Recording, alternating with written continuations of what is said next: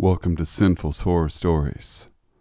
Sit back, relax, stay sinful. This story happened a month ago.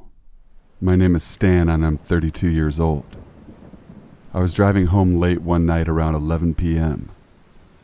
It was raining very hard. I noticed on the side of the road there was a burger van still open. I thought it was strange that it was open this late. I was quite tired and still had a long day to go until I was home, so I wanted to stop and get some coffee and a burger as I had missed dinner. I pulled over to the side of the road, got out and jogged over to the burger van. When I arrived, there was no one there. The cooker was still on and burgers were cooking while the radio was playing. There wasn't anyone else around. I didn't think there would be either, as it was pouring down rain and kind of in the middle of nowhere. I walked around to the back of the burger van to see if the owner was there doing something. I found nothing. There was no one there either. I walked back around to the front and saw there was a man that stood in the road, just standing there in the pouring rain. I thought for a second it might be the owner. I spoke out. "Oh, hi. Are you the owner?" He didn't answer me. He was silent and continued staring. He then walked over and stood directly next to me. He was a very large man with a shaved head and a goatee, and was wearing a black hoodie with a leather coat over it, black jeans and black boots, which were covered in mud. He was pretty intimidating, to be honest. I asked him again, hoping to get a response this time. "Are you the owner?" His reply was no. I awkwardly said, well, I hope he comes back soon." I had a look around and couldn't see a car anywhere except for mine. I thought, what was this guy doing out here? Just walking around in the pouring rain next to nowhere? After a minute of awkwardly standing there with this intimidating man, I decided to forget about the burger and just leave. I turned around to head back to my car, but as soon as I pulled my hands out of my pockets, my phone fell out and hit the ground. I was about to crouch down to pick it up when the man beat me to it and picked it up for me. As he was crouched down, I noticed something. There was a hammer in his pants. It looked to be dripping with blood and had hair on it. After seeing that, my heart sank right into my stomach. I connected the dots to wherever the owner of the burger van is probably dead for some reason. I don't know how, but I think he knew what I just realized once he turned around to face me and handed me my phone. I thanked him nervously. You could just hear the tremble in my voice. I then quickly jogged back to my car. Once I got in my car, I saw the man speed walking over to me. I put the key in the ignition and slammed on the gas and was out of there. Looking in my rearview mirror, I could see the man standing there in the rain watching me as I drove away. Story number 2. This story happened to me 2 weeks ago. My name is Donnie and I'm 37 years old. My life can be pretty stressful for reasons I won't go into. Whenever I can, I like to sail out of my boat for a night or two, to get some time to myself and just unwind. This one evening I went out on my boat and sailed around 5 miles out to sea. I did some fishing, drank some beers, and watched a movie on my portable DVD player. I passed out asleep in my bunk around 10 p.m. I always wake up in the middle of the night, and this time, even though I was on my boat, it was no different. I woke up and just laid in my bunk listening to the water softly hit the side of the boat. It was pretty relaxing until I heard something that wasn't. I heard footsteps. They were coming from outside my cabin. I didn't do anything at this point because I really couldn't believe what I was hearing. There was no way someone would be out here, especially this time of night. After about a minute, the footsteps stopped. Like I said, I couldn't believe what I was hearing, but I still wanted to have a little look around. I opened the cabin door and checked around. I saw no one, not even a boat, just the water and the city in the distance. I thought to myself it must have been my imagination. I knew it wasn't possible. I went back to my bunk, did some reading, and eventually fell back to sleep. An hour must have gone by when I was awoken by footsteps. This time I sat straight up and listened. I was thinking how I'm definitely not imagining anything. I got up out of my bunk and stood next to my cabin door to listen more closely. I also looked through the small window and couldn't see anything. The footsteps sounded like someone was pacing back and forth. Eventually the footsteps stopped and I had another look around. No one on my boat, and no boats on the water. I was so confused at what was happening. There was someone here, I was sure of it. I was too freaked out at this point and wasn't going to go back to sleep, so I made myself some coffee and just sat down reading a book. At some point about an hour after everything started, I looked up towards my cabin door, and what I saw will haunt me for the rest of my life. Through the small circled window I saw a man staring right at me with wide eyes.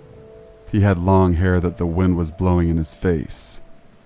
I screamed with fear and couldn't believe what I was seeing. Then suddenly, the man just vanished into thin air. I didn't see him turn around or anything. I just saw him disappear. I didn't even hear water splash or a boat engine start. Shortly after, I finally plucked up the courage to step out of my cabin and look around. And this time, not to my surprise, I saw nothing at all. I started my boat and sailed back to shore. I don't know who that man was, or even what he was for that matter. And more frightening, I don't know where he went, or what he wanted from me. I still go out on my boat from time to time to fish, but I never sleep overnight. Story number 3. Years ago, when I was still a teenager, my friend Justin and I would often go longboarding at night, as my friends and I were quite the night owls.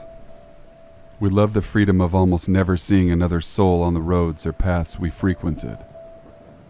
Even when using main roads, it would be very rare to see a car out so late in such a rural area, and you could see and hear them coming from very far away due to their headlights and the noise of the vehicle disrupting the peaceful silence of the night.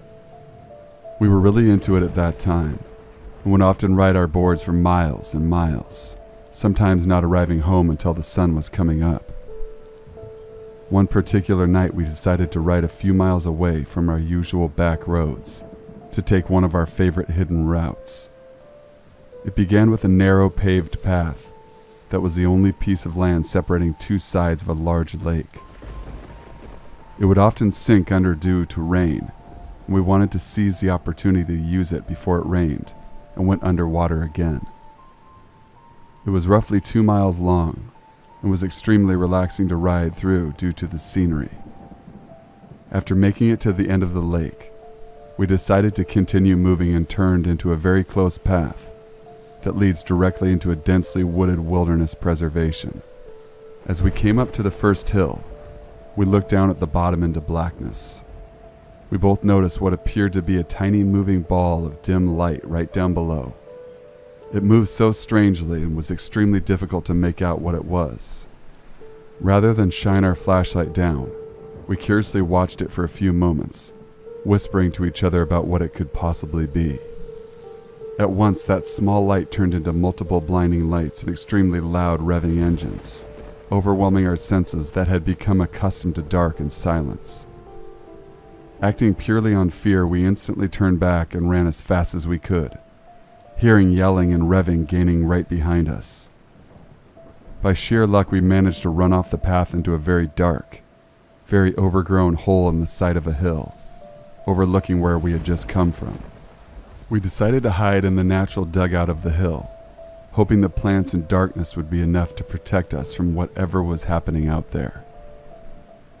We watched our pursuers ride up where we had originally been standing. There were 4 men, 2 on 4-wheelers, and 2 on full-size motorcycles. They were yelling at each other about something, but we couldn't make it out what they were saying due to the distance we had covered. We felt safe enough to whisper very softly to each other, and we speculated who these people could be. Our first thought was they might be park rangers of some kind, although we had never seen one here in many times that we had been through. And honestly, we doubted that this county had the budget, or even the desire to have anyone patrol the deep woods late at night. Besides that, these men were on vehicles entirely inappropriate for paved bike trails, and they were very, very angry about something. They called out to us for a while, yelling things like, "We know you're out there, and we can see you, come on out." We stayed silent and decided to call their bluff instead of running. Eventually, we clearly heard one of the men yell, "Find them now," and smash a bottle. That had erased any hope we had that these were park rangers. We watched them split up, each of them going a different way down the series of paths on their vehicles, including the path we had come from. It took us what felt like ages to even move. We were frozen in terror inside that dugout, watching the lights from the vehicles travel through the woods and paths, one of them already coming full circle and passing the point he started from. I thought about calling for help, but I was too afraid to open my phone in fear that even the smallest amount of light would give away our location. After waiting for the lights of the vehicles to reach their farthest distance yet, we finally summoned the nerve to get up and try to run somewhere far enough from these people to safely make a call.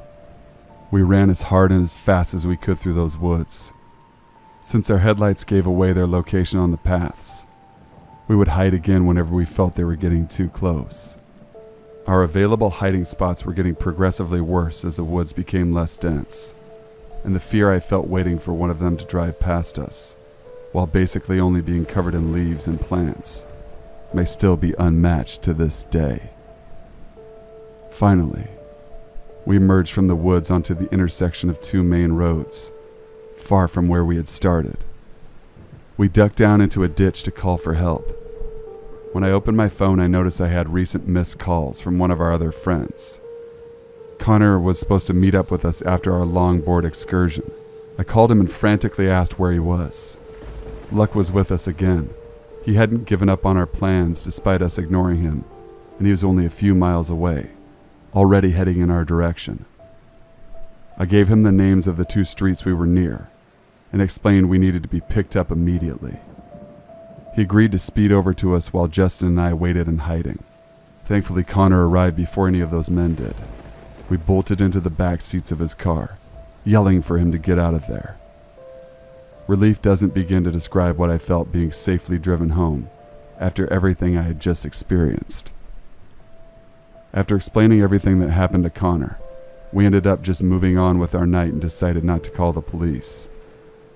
We figured they would be gone by the time any officer made it out there, and that we would only be putting ourselves at risk by admitting to breaking the law by taking those paths so late at night. I still have no idea what happened, or who those people were.